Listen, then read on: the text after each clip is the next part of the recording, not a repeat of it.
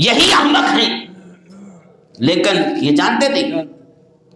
یعنی جو صحابہ اکرام کی توہین کرے گا، بے ادبی کرے گا، گستاخی کرے گا، چاہے وہ سنی ہے، چاہے وہ شیعہ ہے، چاہے وہ رافضی ہے، چاہے وہ خارجی ہے، کسی بھی فرقے کے ساتھ تعلق رکھتا ہے، اگر کسی بھی صحابی کے متعلق ادنا سی بھی گستاخی کرے گا، بے ادبی کرے گا، قرآن پاک کی اس آیت کے نیچے آ کر دائرہ اسلام سے خارج ہو جائے. یہ صحابہ اکرام کوئی معمولی ہستیاں نہیں ہیں. مجدد الافسانی رحمت اللہ علیہ آپ فرماتے ہیں صحابہ اکرام سنیں، ہم صحابہ اکرام کو معاذ اللہ وہ اتنی جو مرضی کو بکواس کرتا رہے ہم اس کے پیچھے ٹور پڑتے ہیں. یہ مجھے مجدد صاحب فرما رہے ہیں صحابہ اکرام رضوان اللہ تعالی علیہم اجمعین کے طریقے کی پیروی سے مخالفت کرتے ہوئے حضور نبی کریم صلی اللہ علیہ وآلہ وسلم کی اتباع و پیروی کا دعویٰ کرنا سراسر باطل دعویٰ ہے. سراسر باطل دعویٰ ہے. یعنی صحابہ اکرام کو چھوڑ کر وہ کہیں کہ ہم صرف اللہ اور اس کے پیارے رسول کی پیروی کرتے ہیں، ہم صرف اللہ اور اس کے پیارے رسول کی پیروی کرتے ہیں، ہم صحابہ اکرام کو کچھ نہیں سمجھتے معاذ اللہ. اور ہم اہل سنت والجماعت کے نزدیک صحابہ اکرام دین کے ستون ہیں، سبحان اللہ، ہمارے لیے وہ حجت ہیں. اور جو صحابہ اکرام کی اتباع کا، ان کی اطاعت کا مخالف ہے، مجدد صاحب فرما رہے ہیں سراسر باطل دعوی، بلکہ ایسی اتباع در حقیقت رسول اکرم صلی اللہ علیہ وآلہ وسلم کی عین معصیت اور نافرمانی ہے. عین معصیت اور نافرمانی ہے. ایک آدمی یہ کہے کہ حضرت عمر کون ہے جس نے 20 تراویحاں نافذ کی تھی؟ حضرت عمر کون ہے معاذ اللہ کہ جس نے 20 تراویحاں نافذ کی ہیں؟ حضرت عمر کون ہے جس نے عورتوں کو مسجدوں سے روکا ہے؟ حضرت عمر کون ہے جو شیعہ کہتے ہیں انہیں متا کیوں اس نے بند کیا؟ یہ سارے فیصلے حضرت عمر رضی اللہ تعالی عنہ. اور میرے مجدد صاحب فرما رہے ہیں جس نے صحابہ اکرام کی اتباع نہ کی، پیروی نہ کی، اور جیسے حضرت عمر رضی اللہ تعالی عنہ 3 طلاقوں کو 3 طلاقیں شمار کیا. کئی آج کل وہ فون آتے ہیں جی وہ طلاق دے دی غصے میں، 1 دی 2 دی 3 دی. اب اس کا کیا حکم ہے؟ کل بھی وہ آیا تھا فون آیا جی غصے میں 3 طلاقیں دے دی ہیں، اب اس کے بارے میں کیا ہے؟ تو میں نے کہا کہ بھائی اہل سنت والجماعت کے نزدیک 3 طلاقیں 3 ہی شمار ہوں گی. ایک دفعہ یک دفعہ کہا ہے طلاق طلاق طلاق، یا مہینے کے بعد 3 مہینوں کے اندر طلاق دیے، یہ تینوں طلاقیں واقعہ ہو گئی اور عورت وہ اس کے لیے ہمیشہ کے لیے حرام ہو گئی.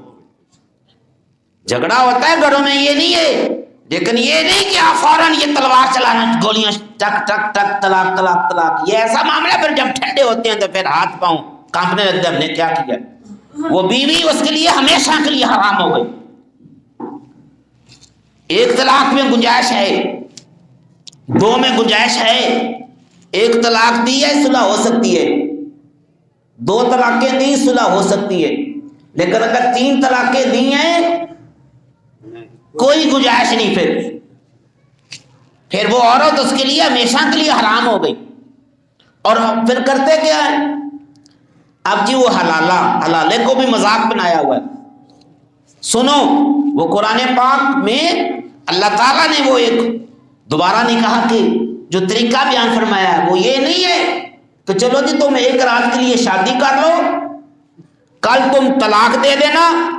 پھر یہ پہلے خامند کے ساتھ اس کا نکاح ہو. ایسا عمل کرنا فرمایا جو ایسا عمل کرتا ہے کرنے والے پر بھی لعنت اور کروانے والے پر بھی اللہ کی لعنت. یہ جو کہتے ہیں کہ جی چلو ایک رات کے لیے تم شادی کر لو، یہ کیا ڈنگروں والا طریقہ بنایا؟ قرآن پاک میں ہے حتیٰ پن کیا زوجن غیرہ، یہاں تک کہ وہ نکاح کرے وہ عورت جس کو 3 طلاقیں ہو گئی ہیں دوسرے خامد کے ساتھ، اور وہ خامد فوت ہو جائے یا وہ اپنی مرضی سے اس کو طلاق دے، پھر وہ پہلے خامد کے ساتھ اس کا نکاح ہو سکتا ہے، لیکن یہ شرط باندھ کر نکاح کرنا کہ کل تم نے طلاق دینی ہے اس کو، فرمایا ایسے کرنے والے پر بھی اللہ کی لعنت اور کروانے والے پر بھی اللہ کی لعنت۔ اور پھر 3 طلاقیں دینے کے بعد پھر وابیوں کی طرف چل پڑتے، پھر وابیوں کی طرف، وابیوں سے فتویٰ، باقی سارے معاملات اہل سنت والجماعت، اور جب یہ معاملہ ہو جائے پھر وابیوں کے پاس، اور پھر وابیوں سے فتویٰ لیتے ہیں کہ 3 طلاقیں، وہ کہتے ہیں 1 طلاق ہے، وہ کہتے ہیں 3 طلاق 1 طلاق ہے، وہ ان کا معاملہ ہمارا معاملہ نہیں ہے، اور ہم کہتے ہیں کہ اگر اس طرف ہی جاؤ گے تو زنا ہے، اگر کوئی وابی یہ فتویٰ دے گا تو پھر بھی یہ زنا ہے۔ الطلاق مرتان، طلاق 2 مرتبہ ہی ہے، تیسری مرتبہ اگر طلاق دو گے وہ عورت فارغ ہوگی۔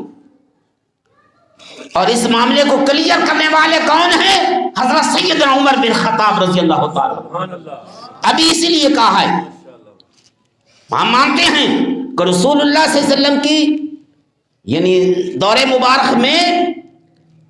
3 طلاقیں ایک ہی طلاق سمجھی جاتی تھی، 3 طلاق ایک ہی طلاق۔ حضرت سیدنا صدیق اکبر رضی اللہ تعالیٰ عنہ کے بھی دور خلافت میں 3 طلاقیں ایک ہی طلاق سمجھی جاتی تھی، لیکن جب حضرت سیدنا عمر بن خطاب رضی اللہ تعالیٰ عنہ کا یہ زمانہ خلافت، دور خلافت آیا تو آپ نے دیکھا کہ لوگوں نے اس طلاق کو مذاق بنا لیا ہے اور کہتے ہیں جا تجھے 100 طلاقیں، اپنی بیوی کو جا تمہیں 90 طلاقیں، جا تمہیں 80 طلاقیں۔ یعنی جب یہ معاملہ سامنے آیا تو حضرت سیدنا فاروق اعظم رضی اللہ تعالیٰ عنہ اس وقت فیصلہ فرما دیا، سارے صحابہ اکرام کی موجودگی میں، سارے صحابہ اکرام کی موجودگی میں، اور یہ اصول شاسی ہے، آئین اسلام جیسے آئین پاکستان، اس طرح اصول شاسی جس کے اندر سارے اصول بیان ہوئے۔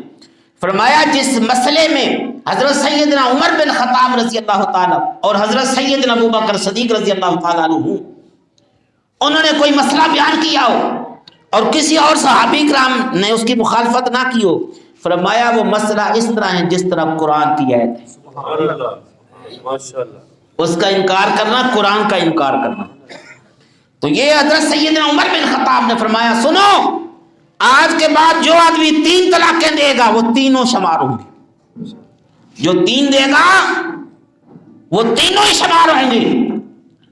اب مسلمان ہم اہل سنت والجماعت بالکل اس پر عمل کرتے ہیں کہ 3 طلاقیں 3 ہی طلاقیں شمار ہوں گی، 1 نہیں ہوگی، اور اگر کوئی 1 کہے گا تو حضرت مجدد صاحب فرما رہے ہیں کہ صحابہ کرام کے طریقے کی پیروی سے مخالفت کرتے ہوئے حضور نبی کریم صلی اللہ علیہ وسلم کی اتباع و پیروی کا دعویٰ کرنا سراسر باطل دعویٰ ہے، بلکہ اتباع در حقیقت رسول اکرم صلی اللہ علیہ وسلم کے آئین معصیت اور نافرمانی۔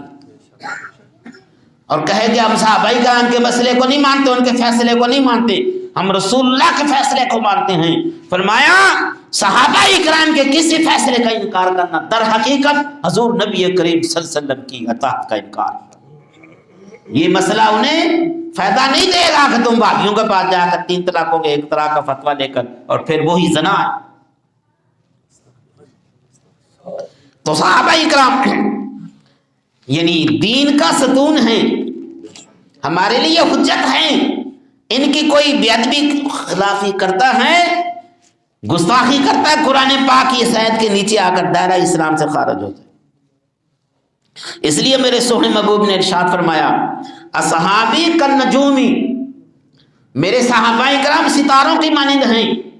فَبِأَيِّهُمْ اقْتَدَيْتُمْ اهْتَدَيْتُمْ، تم کسی کی بھی پیروی کرو گے تم ہدایت پا جاؤ گے۔ ہدایت پا جاؤ گے۔ فرمایا میرے صحابہ اکرام کے بارے میں زبان درازی نہیں کرنی۔ حضرت ابن عمر رضی اللہ تعالیٰ عنہما سے مروی فرماتے ہیں قال رسول اللہ صلی اللہ علیہ وآلہ وسلم، فرمایا اذا رأیتم الذین یسبون اصحابی، فرمایا جب تم کسی ایسے آدمی کے دیکھو جو میرے صحابی کو برا بھلا کہہ رہا ہے، گستاخی کر رہا ہے، ان کی بے ادبی کر رہا ہے، فرمایا فقولو، فرمایا تم کہو لعنت اللہ علی شرکم، تجھ پر اللہ کی لعنت ہو تیری اس بری حرکت پر، اللہ کی لعنت ہو تم پر۔ کہ یہ وہ صحابہ اکرام، فرمایا کہ دنیا کے کونے کونے میں یہ صحابہ اکرام گئے اور دین اسلام کی بلندی کے لیے، یہ نہیں کہ وہ اپنے کاروبار کے لیے اس طرح، اور جہاں صحابہ اکرام تشریف فرما ہو جاتے ہیں اس کے بارے میں بھی یہ حدیث پاک ہے۔ حضرت عبداللہ بن بریدہ رضی اللہ تعالیٰ عنہ اپنے والد حضرت ابو موسیٰ اشعری رضی اللہ تعالیٰ سے نقل کرتے، انہوں نے فرمایا ہے قال رسول اللہ صلی اللہ علیہ وآلہ وسلم ما من احد من اصحابی یموت بارض الا بعث قائدا منورا لهم یوم القیامت، رواہ الترمذی۔ ترجمہ، رسول اللہ صلی اللہ علیہ وآلہ وسلم نے فرمایا، ارشاد فرمایا میرے صحابہ میں سے جو شخص جس سرزمین پر فوت ہوگا وہ اپنی قبر سے قیامت کے دن اس حال میں اٹھایا جائے گا کہ اس زمین کے لوگوں کو جنت کی طرف کھینچ کر لے جانے والا ہوگا، جنت کی طرف کھینچ کر لے جانے والا ہوگا جس سرزمین میں میرا صحابی دفن ہوگا،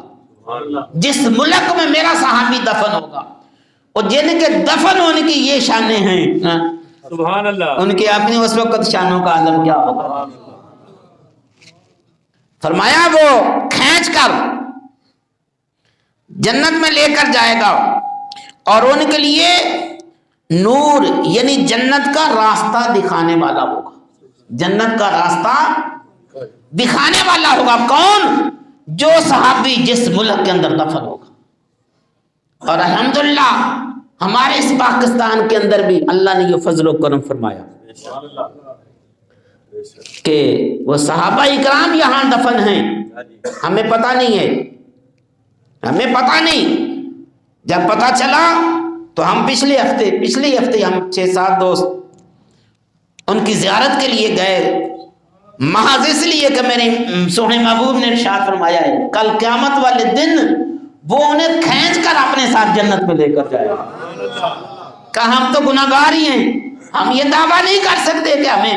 گناہگار ہیں، چلو یہ ایک بہانہ ہے ہمارے لیے، چلو ان کے مزار پرانوار پر چلو، چل قیامت والے دن ہم گناہگاروں کو بھی کھینچ کر اپنے ساتھ لے جائیں۔ ان کا نام کیا ہے؟ حضرت سنان بن سلمہ بن مقبل، پشاور کے اندر چگر مٹی جگہ ہے، پشاور سے 15-20 کلومیٹر پر 4 سدہ روڈ پر، وہاں ان کا مزار پرانوار ہے۔ اصحاب بابا رضی اللہ تعالی عنہم کے نام سے وہ مزار پرانوار مشہور ہے، اصحاب بابا، اور ان کا نام حضرت سنان بن سلمہ، وہاں لکھا ہوا ہے کمانڈر لشکر صحابہ، کمانڈر لشکر صحابہ حضرت سنان بن سلمہ بن مقبل رضی اللہ تعالیٰ، اور وہاں تاریخ لکھی تھی کہ 66 ہجری میں حضرت سیدنا عثمان غنی ذی النورین رضی اللہ تعالیٰ کے دور خلافت میں یہ ہزاروں اپنے ساتھیوں کے ساتھ جہاد کے لیے نکلے، اور جن کا ذکر مشکوٰۃ شریف کے اندر احادیث مبارکہ بھی ان سے روایت ہیں حضرت سنان بن سلمہ سے، کہ وہ وہاں سے نکلے ڈیرہ اسماعیل خان اور وہ بنو اور دوسرے علاقوں سے ہوتے ہوئے، فرمایا یہاں وہ پشاور پہنچے، یہاں کے راجاؤں اور ہندوؤں کے ساتھ ان کا مقابلہ ہوا، جس مقابلے میں یہ سارے شہید ہو گئے، اور وہاں تو لکھا تھا کہ 37 صحابہ اکرام ان کے ساتھ، 37، اور خود ان کے کمانڈر تھے، اور ان کا مزار پرانوار 100 فٹ لمبا تھا، سبحان اللہ 100 فٹ لمبا تھا، اور اس نے کہا کہ سارے وہ صحابہ اکرام تشریف فرما،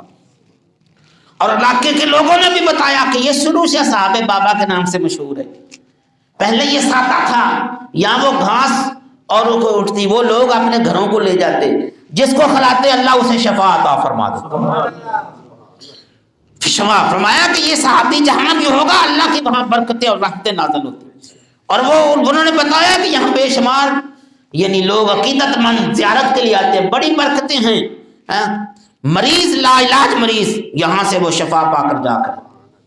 تو حضرت سنان بن سلمہ رضی اللہ تعالیٰ صحابہ بابا کے ساتھ نام سے وہ پشاور میں مشہور ہیں، اگر کسی مزار پر جانا ہے تو وہاں جاؤ،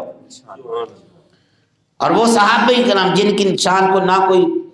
ولی نہ کتب نہ غوث کوئی ابدال ان کی شان کو پہنچ ہی نہیں سکتا جو شان صحابی کی،